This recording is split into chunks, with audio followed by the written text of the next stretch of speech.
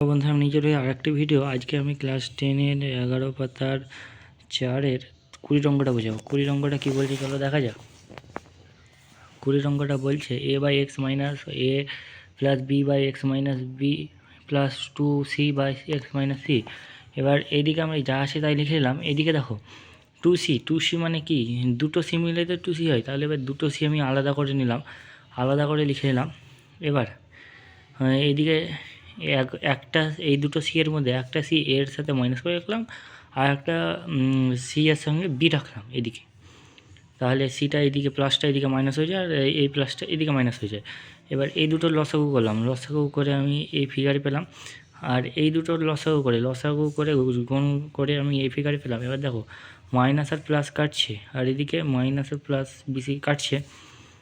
তাহলে এবার এখানে এক্স মাইনাস সি এক্স, দুটো থেকে এক্স কমন নিলে পরে এক্স মাইনাস সি হয়, এ মাইনাস সি হয়। এই দুটো থেকে এক্স কমন নিলে পরে সি মাইনাস বি হয়। এবার নিচে দেখো এক্স মাইনাস সি মিলছে, কাটছে। আবার এক্স মাইনাস এ আর এক্স মাইনাস বি পড়ে থাকছে। এই দুটোতে কিন্তু এক্সটা কাটা যায়, কিন্তু এক্স কাটবে না, কাটলে পরে কিন্তু অঙ্ক হবেই না, মিলবেই না। এখানে অনেক সময় অনেকজন ভুল করে, এটা ভুল করলে হবে না। এবার নিচে দেখো, নিচে আমি এইটা সমানের এই পাশেরটা আমি এদিকে নিয়ে চললাম, মাইনাস যে ইজিক্যাল টু 0 হয়। এবার আমি এই পুরোটা থেকে এক্স কমন নিলাম, এক্স কমন নিলে এক্সের মান 0 হলো।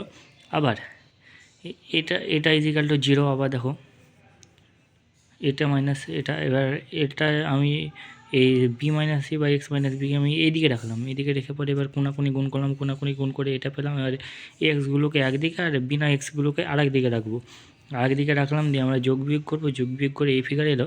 এবার এই কটা থেকে সব কটা থেকে এক্স কমন নিয়ে নেবো। এক্স কমন নিয়ে নেওয়ার পরে আমি এক্সের এবার যেটা গুণ ছিল সেটা নিচের দিকে রাখবো। এবার অতএব নির্ণয় সমাধান 0, আর একটি সমাধান হলো এটা আমাদের অ্যান্সার।